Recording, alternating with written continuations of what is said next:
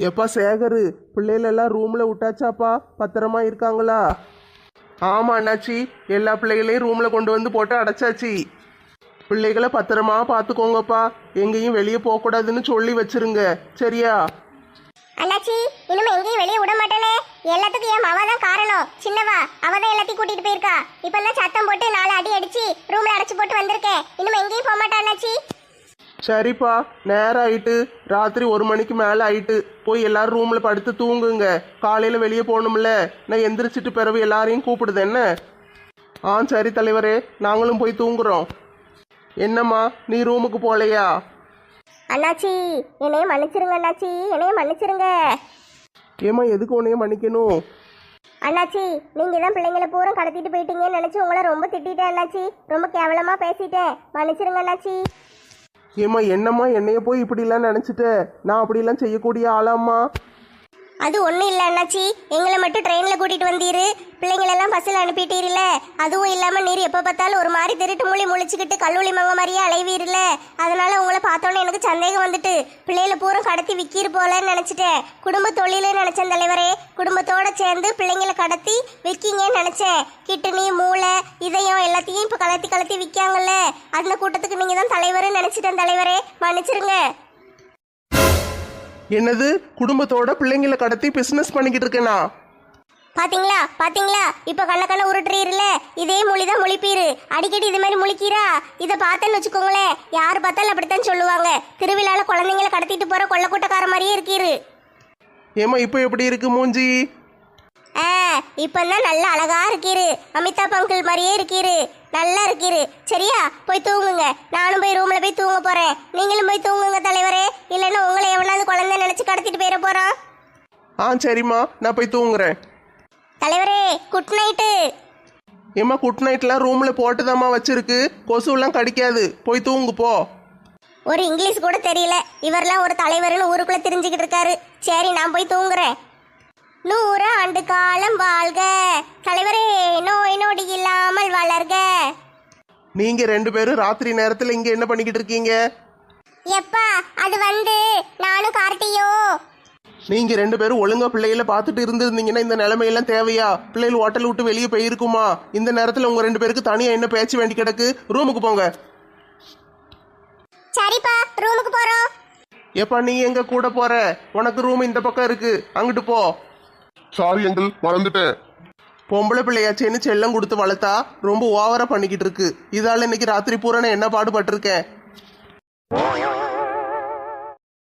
ஏல பிரபு, இனிமே அம்மாட்ட சொல்லாம கொள்ளாம எங்கேயாவது வெளியே போனேன்னு வச்சுக்கோயே, அவ்வளவுதான், நீ தோலை உரிச்சு தொங்க விட்டுருவேன். ஏம்மா, நானா ஒண்ணும் போலம்மா. இந்த மஞ்சு அக்கா இருக்காங்கல்ல, அவங்க தான் வாங்க வாங்கன்னு எல்லாரையும் கட்டாயப்படுத்தி கூட்டிட்டு போனாங்கம்மா. ஏல, அவ கூப்பிட்டா நீ போயிருவியோ? உனக்கு அறிவு இல்லையா? நாளைக்கு அவ கிணத்துல இருந்து குதின்னு சொல்லுவா, நீ குதிச்சிருவியோ? ஏம்மா, தைரியமான பிள்ளைங்கள இருந்தா வாங்கன்னு சொல்றாங்கம்மா. இல்லன்னா நாங்க ஒரு பயந்தாங்கொழி, தைரியம் கிடையாதுன்னு சொல்லி பேப்பர்ல எழுதி கையெழுத்து போட்டு கொடுக்க சொல்லுதாங்கம்மா. அதனாலதான் நாங்க போனோம். எங்களுக்கு அசிங்கமா இருந்துச்சு, அதனாலதான் போனோம் தெரியுமா? ஏல, மஞ்சு அப்படியே செஞ்சா? சரி, காலையில அவங்க அம்மாட்ட சொல்லி சத்தம் போட சொல்லுதானே? சரிம்மா. சரில, ரொம்ப நேரம் ஆயிட்டு, படுத்து தூங்கு. ஏமா, இந்த மஞ்சு பிள்ளைக்கு ஏமா இந்த வேண்டாத வேலை? எல்லா பிள்ளைகளையும் கூட்டு போயிருக்கு. ஒன்று கிடக்க ஒன்று ஆயிருந்தா யார் பதில் சொல்லுவா?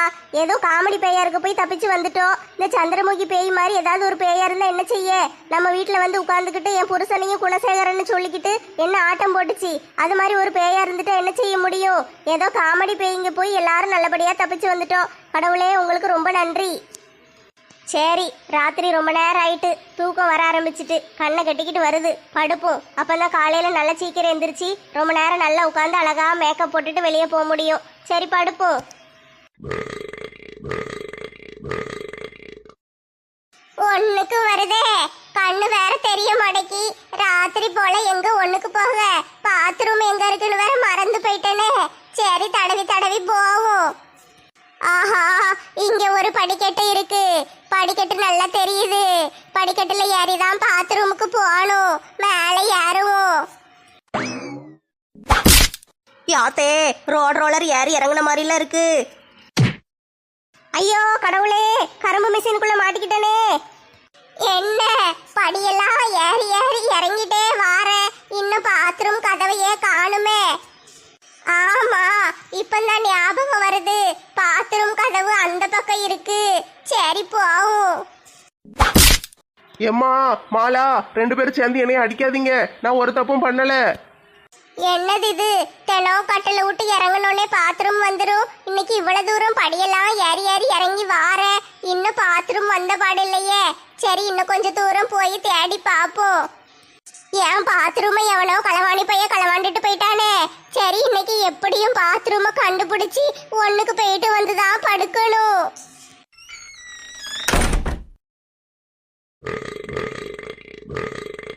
காளியாத்தா, மாரியாத்தா, எந்த களவாணி பையலோ என் பாத்ரூம களவாண்டுட்டு போயிட்டானே. எங்க இருக்குன்னே கண்டுபிடிக்க முடியலையே. நானும் ரொம்ப நேரமா தேடி வச்சுக்கிட்டு இருக்கேன்.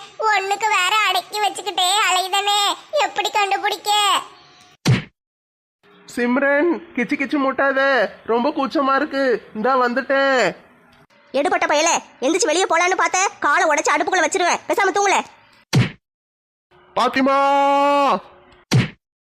ஏ கடவுளே, இந்த கிழவி பக்கத்துல படுத்துக்கிட்டு காலை தூக்கி எரும மாடு மாதிரி மேல போடுது. மனுஷிய தூங்க விடுதா? என்ன வரத்துக்கு வருது? என் பாத்ரூம கண்டுபிடிச்சிட்டேன். பாத்ரூம் வாடை இந்த பக்கம் தான் வருது. ஏன் மேல காலை தூக்கி போட்டு ஏன் தூக்கத்தை கெடுத்து விட்டுட்டு இந்த கிழவி மட்டும் நல்ல குரட்டை விட்டு எப்படி தூங்கிட்டு கிடக்கு? ஏன் கிழவி, இன்னைக்கு உன்னை தூங்க விட மாட்டேன். என்ன பண்ணுதுன்னு பாரு.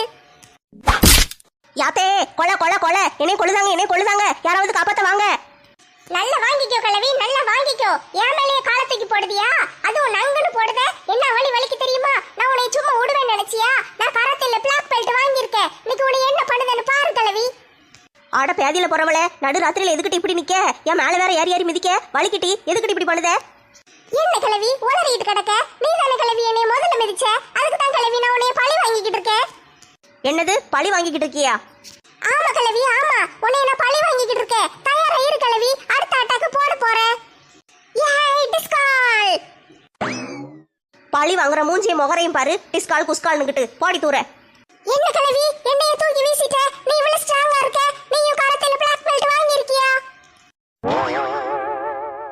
பிளாக் பெல்ட் ஒன்றும் இல்லட்டி, என்கிட்ட பச்சை கலர் பெல்ட் தான் இருக்கு. இந்த நைட்டி லூஸா இருக்குன்னு பச்சை கலர்ல ஒரு பெல்ட் வாங்கி மாட்டிருக்கேன். அது மட்டும் தான் இருக்கு. எங்க வந்து யாருக்கிட்ட? பேசாம அங்கே கடை.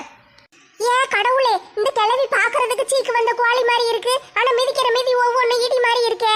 எங்க போய் கராத்தே கத்துக்கிட்டு வந்திருக்கோம் இப்படி மிதிக்கி? சிம்ரன் செல்லம், இந்தா வந்துட்டேன். செருப்பு பிஞ்சிரும், பேசாம தூங்கு.